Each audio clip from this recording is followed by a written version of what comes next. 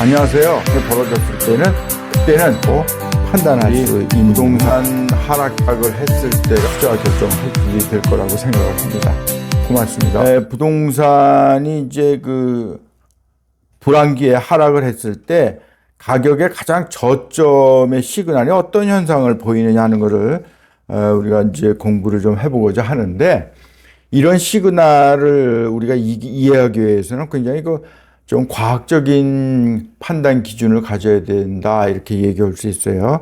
그냥 뭐 뉴스를 듣고 우리가 판단한다든지, 우리가 주위에서 이렇게 부동산 중개소에서 얘기하는 얘기를 듣고서 우리가 판단하는 것보다는 좀 더 이제 과학적으로 어떤 현상을 보였을 때 이것이 하락기에 접어들었느냐 또는 거의 바닥 수준에 올라간 것이냐 하는 것을 판단해 볼 필요가 있어요.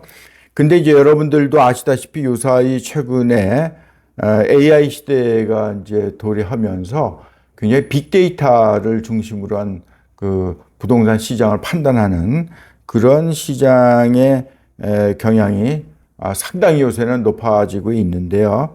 우리가 그 전문가가 아닌 한 이런 구체적인 데이터들을 분석하기에는 어렵지만, 일반적인 데이터가 어떤 데이터가 있느냐, 부동산을 이해하기 위해서 시장을 그것부터 먼저 공부를 해봤으면 해요. 첫 번째 그 경기 동향 지수라고 하는 것이 있어요. 경기 동향 지수에는 선행 지수가 있고 동행 지수가 있고 후행 지수가 있습니다. 이거는 이제 조금 경제학적으로 전문적인 수준에 들어간다고 얘기할 수 있는데요. 어쨌거나 선행 지표가 또는 동행 지표가 후행 지표가 어떻게 변하고 있느냐 하는 것을 우리가 관심을 가지고 바라볼 수 있는 거고요. 그 다음에 이제 우리가 관심 가지고 있는 게 주택 가격 지수라고 하는 것이 있어요. 그래서 주택 가격 지수라고 하는 것은 주택 가격의 증감률, 주택이 예를 들어서 10%가 올라갔다, 아파트가 20%가 올라갔다, 15%가 올라갔다, 이렇게 얘기할 수 있는 증감률이 있고요. 그 다음에 매매 가격 지수라고 하는 것이 있고요. 이거는 이제 그 KB라든지 감정원이라든지 이렇게 그런 데서 이제 발표하는 지수들이 있습니다. 그 다음에 이제 전세 가격 지수라는 것이 있고요. 그 다음에 월세 가격 지수가 있어요. 그래서 이런 주택의 가격 지수를 우리가 어느 정도 증감이 이루어지느냐 하는 것을 보면은 우리가 시장을 파악하는 데 도움이 되고요.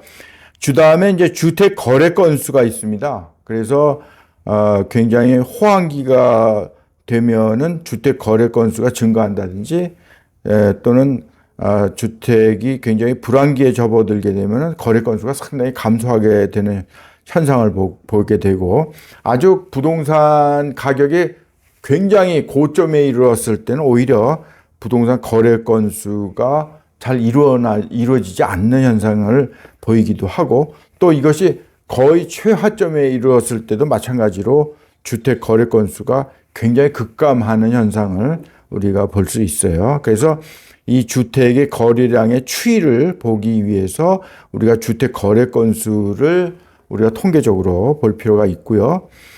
그 다음에 이제 주거용 건축물 착공 건수, 얼마큼 이제 건축물을 실질적으로 허가받은 것도 중요하지만 허가받은 것 중에 착공을 했느냐, 이런 것이 중요하고요. 착공 면적이 어느 정도 되느냐, 주택 건설 허가 건수는 어떠냐, 주택 건설 허가 면적은 어떠냐, 이런 것들이 우리가 시장을 판단할 때 굉장히 중요한 변수라고 얘기할 수 있어요. 데이터라고.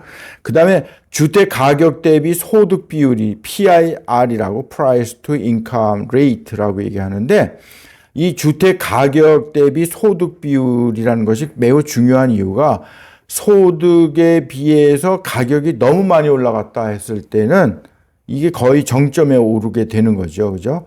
그리고 실질적으로 너무 과잉 가격이다, 이런 것들을 이런 통계를 통해서 우리가 이해할 수가 있어요.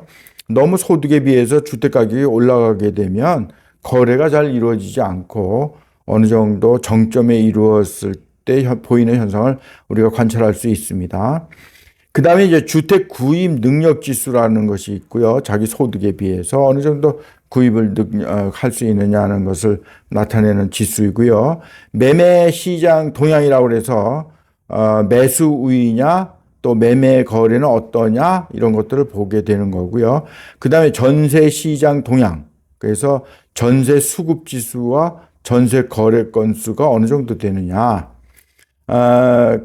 그런 현상들을 이제 볼 수가 있죠. 부동산 가격이 하락할 때는 대개 전세 시장이 오히려 활성화되는 경향을 보이기도 합니다. 그 다음에 중개업자 전망지수라고 해서 KB 부동산 매매가격 전망지수라고 하는 것이 있고요. 전세가격 전망지수가 있습니다. 그 다음에 매매 대비 전세비. 그러니까 매매 대비 전세비인데 이게 이제 굉장히 화랑기에는 거의 80%, 90%까지도 매매 가격에 비해서 전세 가격이 올라가게 되고, 이렇게 80%, 90%까지 올라가게 되면 차라리 전세에 사느니 내가 매입을 하겠다. 이렇게 해서 그 전세에 들었던 사람이 일부 융자를 받아서 아예 부동산을 사게 되는 이런 현상을 보이게 되면서 이 매매 대비 전세비가 상당히 높을 때는 거의 부동산 가격이 정점에 올라갔다 이렇게 얘기할 수가 있어요. 그 다음에 규모별 지수 및 가격, 그러니까 아파트 규모에 따라서 어느 정도의 가격이나 이런 것을 보이느냐 하는 걸 얘기하고요. 그 다음에 이제 가격에서 규모별 평균 가격과 평균 전세 가격 이런 것들을 볼 수 있고요. 또 미국의 기준금리가 이제 우리가 외부의 시장에 영향을 많이 받게 됐죠. 그래서 미국의 기준금리와 한국의 기준금리가 어떻게 되느냐, 또 시중의 주택담보대출금리 등이 어떻게 변하느냐 하는 것이 부동산 시장에 매우 영향을 많이 주게 되죠. 현재도 그렇게 고금리 상태에 있기 때문에 상당히 많은 영향을 주고 있고요, 시장에. 그 다음에 은행의 예금과 대출 현황과 연체율. 그래서 연체율이 많이 높아졌을 때는 부동산 시장의 불황기에 상당히 접어들었다 이렇게 얘기할 수가 있어요. 상당히 부동산 가격이 하락하는 현상을 보이는 현상 중에 하나죠.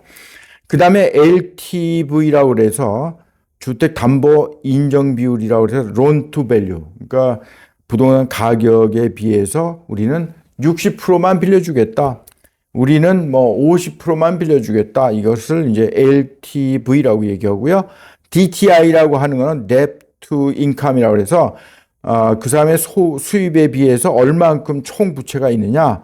그래서 총 부채 상환 비율이라고 해서 이 사람이 한 달에 100만 원, 500만 원을 받는데 한 달에 300만 원, 400만 원씩 그 부채 상환금을 지불한다고 하면은 이 사람은 굉장히 그 리스키한 거죠. 그죠? 나머지 생활을 100만 원이나 150만 원 가지고 생활을 해야 된다는 얘기니까 상당히 그 은행 입장에서 볼 때는 융자를 해줄 때 리스크가 많다 이렇게 볼 수 있는 거죠. 그 다음에 DSR이라고 하는 것은 Debt Service Ratio라고 해서 총 부채 원리금 상환 비율을 얘기하는 거예요. 그래서 전체 이 사람이 뭐 마이너스 통장까지 쓰는 것까지 합쳐서 얼만큼 돈의 그 지불을 매달 하고 있느냐 하는 것을 보는 겁니다. 그러니까 정부에서 규제를 할 땐 이런 그 데이터들을 많이 사용을 하죠. 그 다음에 경제 성장률, 개인 소득 추이, 그 다음에 주택 구입 능력 지수, HAI라고 해서 Housing Affordability Index라고 해서 소득 대비 대출 상환 능력을 우리가 주택 구입 능력 지수라고 얘기해서 HAI라고 표시를 합니다.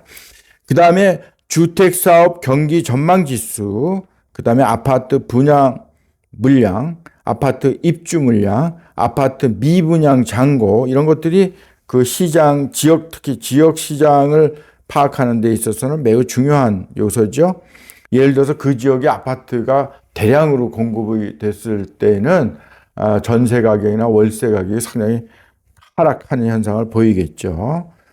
그 다음에 이제 경매 건수와 경매 낙찰률, 경매 낙찰 가율 이런 것들은 아까 말씀드린 것처럼 그 불황기가 접어들면은 경매 건수가 증가하면서 경매 낙찰률이 굉장히 떨어지고 그 다음에 전체적인 낙찰 가격이 하락하는 현상을 보일 수 있습니다. 그 다음에 환율이 우리가 최근에 외부 경향, 그러니까 해외 경향을 많이 영향을 받으면서 환율이 매우 중요한 요소가 되었죠. 그 다음에 소비자 물가지수, 도매 물가지수 이런 것들도 매우 중요한 요소입니다. 그 다음에 인구 통계, 인구 이동 현황, 인구 구성 추이 이런 것들이 중요하죠. 그래서 점점 우리나라가 젊은이들이 축소되면서 비율이 축소되면서 노인 인구가 상당히 증가하는 현상이 보이면서 부동산 시장에도 많은 영향을 점점 주고 있습니다. 현재도 많이 주고 있는데 앞으로 5년, 10년, 15년, 20년이 되면 일본과 마찬가지로 또는 그 이상으로 상당히 부동산 시장에 영향을 많이 주게 될 거라고 보여집니다. 그 다음에 각 지역별 통계, 지역에 따라서 이제 상당히 부동산이 특성화 있게 다르죠. 그 다음에 상가 분양 현황, 공실률, 오피스텔 분양 현황, 특히 요새 오피스텔 분양 받아서 고생하는 사람들이 많죠. 공실률이 워낙에 많아서. 그 다음에 지식산업센터 현황. 요새는 한참 4, 5년 전만 해도 지식산업센터가 아주 상당히 인기가 많았었는데 최근에 와서는 이 지식산업센터가 아주 어려움이 많이 처해져 있죠. 그래서 자기 원수들한테 지식산업센터 분양을 추천해라. 뭐 이런 이야기가 있을 정도로 상당히 많은 사람들이 특히 실버 세대에 속하는 사람들, 은퇴자들이 여기에 투자했다가 상당히 고초를 많이 겪고 있는 현상을 제가 목격을 하고 있습니다.